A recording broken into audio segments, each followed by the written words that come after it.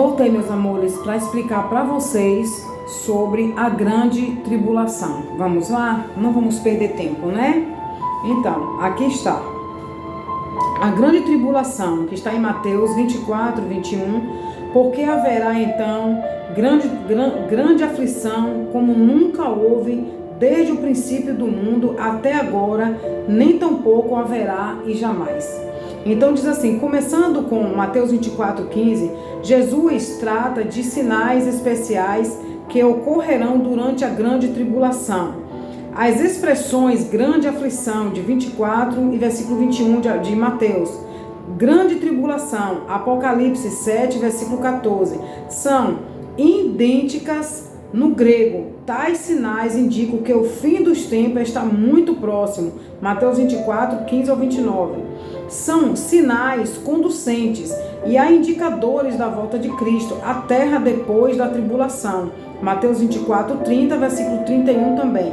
Apocalipse 19 e do versículo 11 ao 20 e de Apocalipse 20, versículo 4. Vocês podem ir lá ver, tá bom? O maior desses sinais é a abominação da desolação, Mateus 24, 15. Um fato específico e invisível que adverte os fiéis vivos durante a grande tribulação de que a vinda de Cristo à terra está prestes a ocorrer. Esse sinal, evento visível, relaciona-se primeiramente com a profanação do templo judaico daqueles dias em Jerusalém pelo anticristo, que está lá em Daniel, capítulo 9, 27. Primeira epístola de João, capítulo 2, 18. Né? Aí diz assim, ó, vê, tem o estudo, o período do anticristo, que eu vou explicar para vocês também, tá? Eu vou explicar primeiro esse daqui. O anticristo, também chamado o homem do pecado, colocará, preste atenção, gente, colocará uma imagem dele mesmo no templo de Deus, declarando ser ele mesmo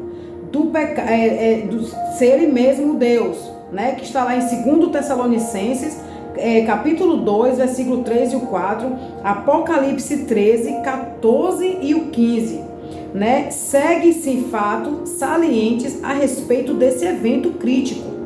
A abominação da desolação marcará o início da etapa final da tribulação, que culminará com a volta de Cristo à terra e o julgamento dos ímpios em Armagedon, que Armagedon é onde vai ter, né, o final entre Cristo e Satanás. Mateus 24, 21 e 29 e 30 são os versículos. Vê também em Daniel, capítulo 9, sempre capítulo 9, 27, Apocalipse 19, como eu falei, versículo 11 ao 21.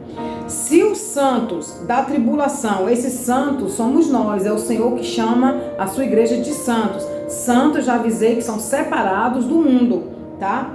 Que diz assim, se os santos da tribulação atentarem para o fator tempo desse evento, quando, pois, vindes, 24, Mateus 15, poderão saberem com bastante aproximação quando terminará a tribulação.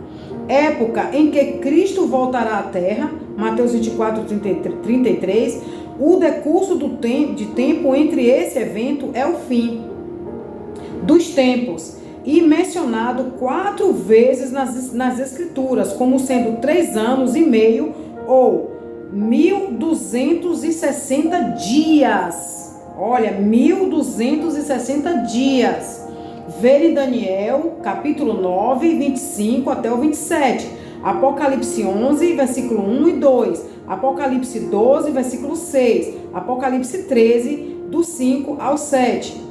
Por causa da grande expectativa da volta de Cristo, Mateus 24, 33, os santos daqueles dias devem acautelar-se quanto a informes afirmado que Cristo já voltou.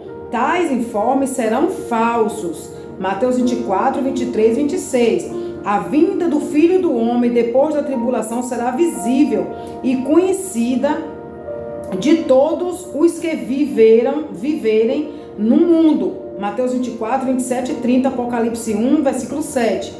Outro sinal que ocorrerá, então, será o dos falsos profetas, que a serviço de Satanás farão grandes sinais e prodígios. Mateus 24, 24. Os falsos profetas, esses são de Satanás. Eles farão prodígios e o povo e tudo por permissão de Deus, tá? Então, Jesus admoesta a todos os crentes a estarem especialmente alerta para discernir esses profetas, mestres e pregadores que se declaram cristãos, sendo falsos, porém, apesar disso, operam milagres, curas, sinais e maravilhas e que demonstram ter grande sucesso nos seus ministérios. Atento, igreja, ministérios. Ao mesmo tempo, torcerão e rejeitarão a verdade da palavra de Deus, que está, vê lá, creio que é Mateus 7, 22, tá? Ou Apocalipse. Gálatas, capítulo 1, versículo 9, né? Aqui tem outro estudo sobre o anticristo, que eu vou falar depois. Noutra parte, as escrituras admoestam os crentes a sempre testarem o espírito que atua nos mestres, líderes e pregadores. Primeira epístola de João, capítulo 4, versículo 1. Deus permite o engano acompanhado de milagres, a fim de testar os crentes no tocante ao seu amor por ele. A sua lealdade às sagradas escrituras, que está lá em Deuteronômio 13, 3, serão dias difíceis, pois Jesus declara em Mateus 24, 24, que naqueles últimos tempos o engano religioso será tão generalizado que será difícil até mesmo para os escolhidos, tá? Escolhidos. Os crentes dedicados discernirem entre a verdade e o erro. 1 Timóteo, capítulo 4, 16. Tiago 1, versículo 21. Ver o estudo, eleição e predestinação, que eu vou falar depois. Quem entre o povo de Deus não amar a verdade será enganado. Não terá mais oportunidade de crer na verdade do Evangelho, depois do surgimento do anticristo, que está em 2 Tessalonicenses, capítulo 2, 11. Finalmente, a grande tribulação será um período específico de terrível sofrimento e tribulação para todos que vivem na terra. Observe, será de âmbito mundial. Apocalipse 3:10. Será o pior tempo de aflição e angústia que já ocorreu na história da humanidade. Daniel 12:1, Mateus 24, 21. Será um tempo terrível de sofrimento para os judeus. Jeremias 30, versículos 5 e 7. O período será controlado pelo homem do pecado. O homem do pecado, que é o anticristo, que está lá em Daniel 27, Apocalipse 13, 12. E também aqui tem outro estudo que fala sobre o anticristo, né? A tribulação.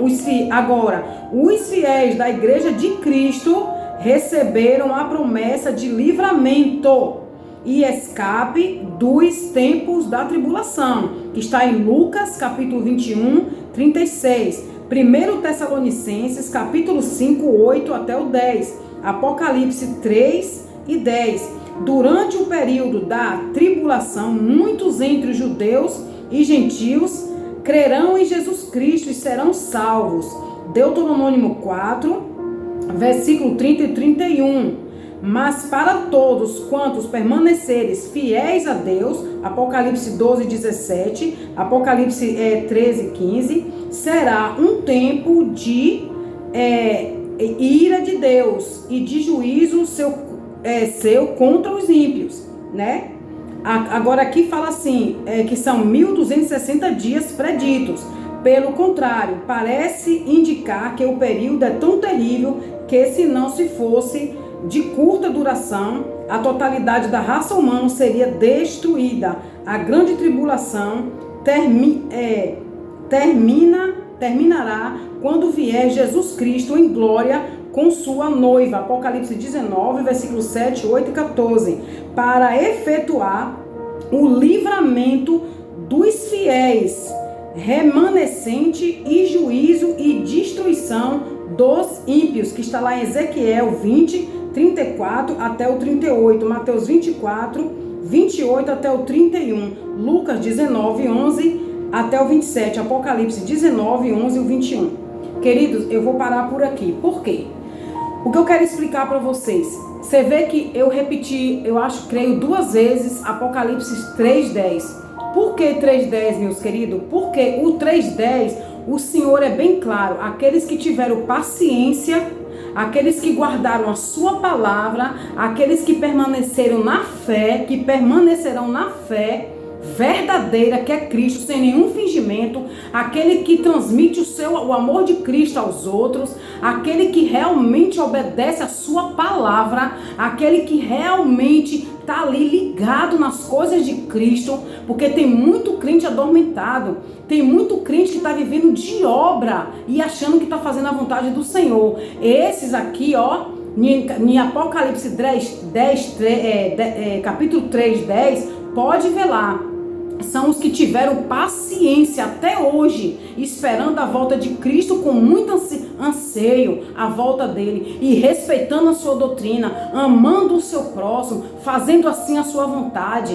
Deixa para lá esses escândalos, foca em Cristo. Tem muita gente hoje que está na correria, gente. É uma correria, não tem tempo nem para falar com você. Não tem gente que não vai ter tempo nem para parar para ouvir esta pregação. Sabe por quê? Porque eles estão cheios.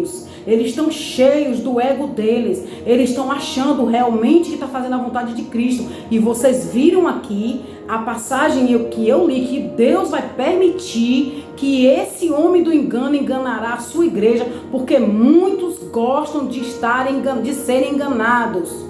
Muitos gostam de achar que está fazendo a vontade do Senhor, sabe? É casamentos que Deus não está presente, são batismo de qualquer jeito, sabe? Só pensando na obra, na fama, nos status.